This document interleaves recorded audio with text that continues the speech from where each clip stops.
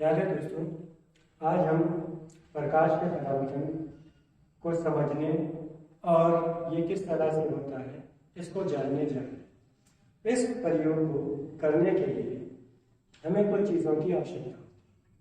सबसे पहले एक कार्डबोर्ड, A4 पेपर या कोई अन्य सफेद कागज, कुछ आलपीने, कांच का गुटका, रबर, पेंसिल, स्केल और लेजर टॉर्च।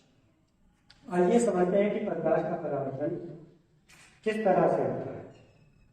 यहाँ पर मैंने एक चित्र बना रखा है। इस चित्र में सबसे पहले इस बाहरी वाले हिस्से को आप कार्डबोर्ड मान सकते हैं। कार्डबोर्ड के अंदर कहीं पर भी हम एक दर्पण को रखेंगे। दोस्तों, ये एक साधारण सा समतल दर्पण होगा।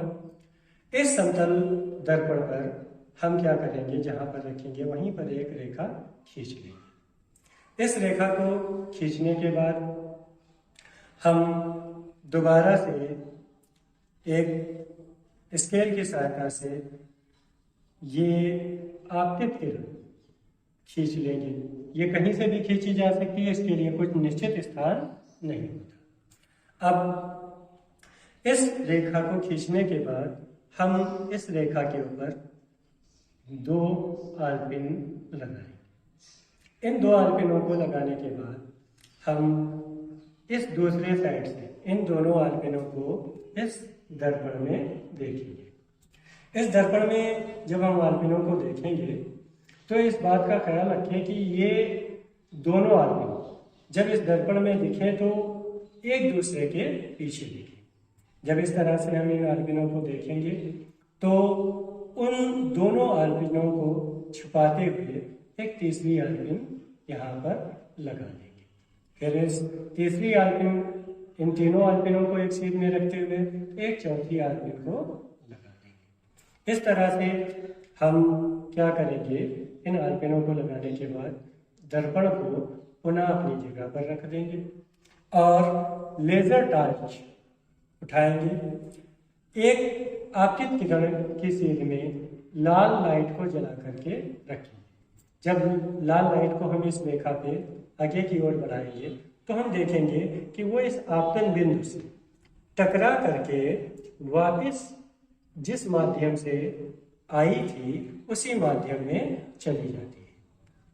तो इस तरह से हमें आपतित किरण और जिस बिंदु पे यह टकराती है उससे आपतन बिंदु और परावर्तित किरण प्राप्त होती है। जब हम इनके मध्य में एक लंबवत रेखा खींच देते हैं तो यहाँ पर ये लंब का कार्य करने लगता है।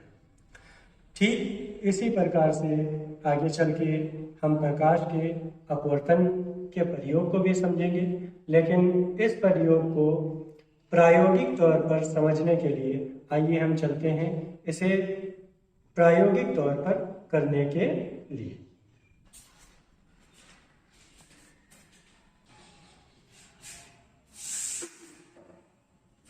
सबसे पहले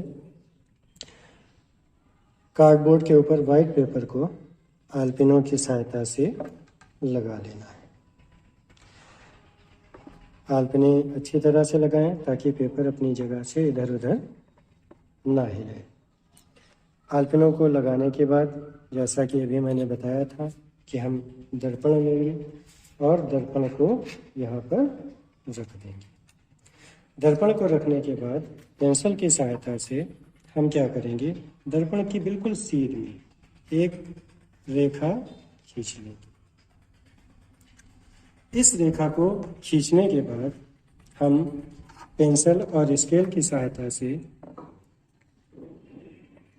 दोस्तों हमें उससे पहले एक परावर्तक तल बना लेना है, क्योंकि हमें पता होना चाहिए कि दर्पण का कौन सा तल परावर्तन करने वाला है और कौन सा नहीं। जिधर की वो रेखाएं खींच दी गई हैं वो पॉलिशदार भाग है जिससे प्रकाश का परावर्तन नहीं होगा, और ये सामने का भाग प्रकाश के परावर्तन वाला भाग है क्योंकि ये चिकना है। अब हमें एक स्केल की सहायता से यहाँ पर एक रेखा खींच लेनी है। इस रेखा को खींचने के बाद हम दो आलपिन लेंगे। इन दोनों आलपिन्स को हम अच्छी तरह से इस लाइन पे एक दूसरे की सीध में लगा देंगे।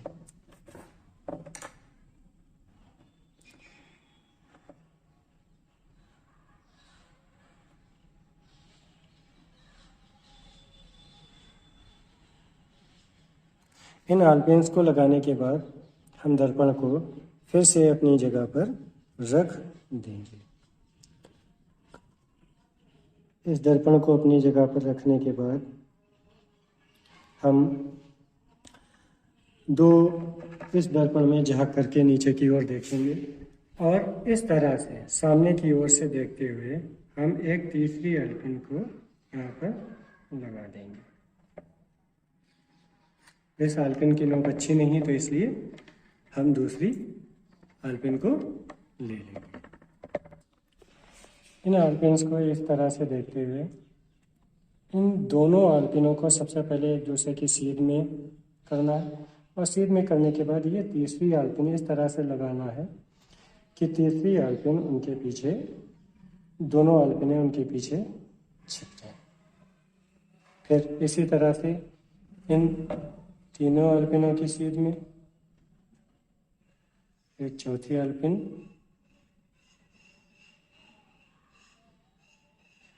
लगा देंगे। इस तरह से चारों आलपिनों को अपनी जगह पर लगाने के बाद हम इस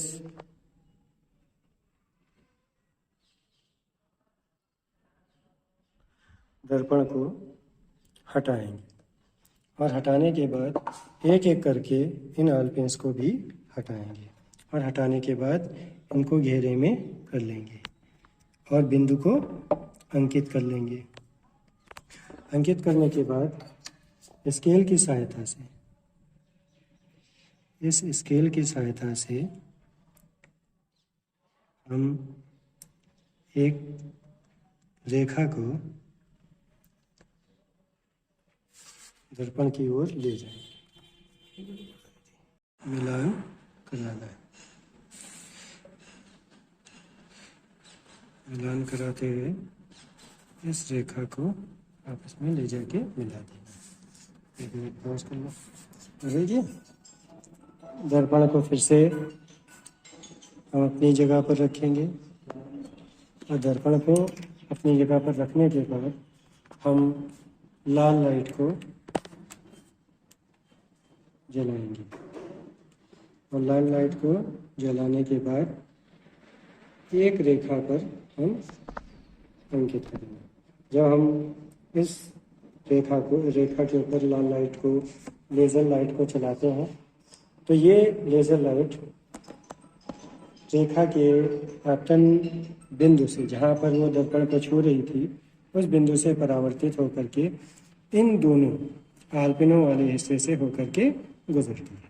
इस तरह से अगर हम प्रयोग को इधर से देखें तो ये हमारी आपतित किरण हो गई, ये परावर्तित किरण हो गई और जिस बिंदु से ये परावर्तित हो रही है वो आपतन बिंदु हो गई। जब इन किरणों के मध्य में एक अन्य रेखा जो बिल्कुल 90 डिग्री का कोण बनाते हुए खींची जाएगी, अब हम इन आलपिनों को भी हटा सकते हैं। जो रेखा खींची जाएगी इस रेखा को हम अभिलंब कहेंगे। इस रेखा को हम अभिलंब कहेंगे। तो इस तरह से ये हो गई आपतित किरण, ये हो गई परावर्तित किरण और ये आपतन बिंदु और ये मध्य की जो रेखा है ये आपतन बिंदु है। आपतित किरण और अभिलंब के बीच बनने वाला कोण आपतन कोण कहलाता है। परावर्तित किरण और अभिलंब के बीच बनने वाला कोण परावर्तन कोण कहलाता है।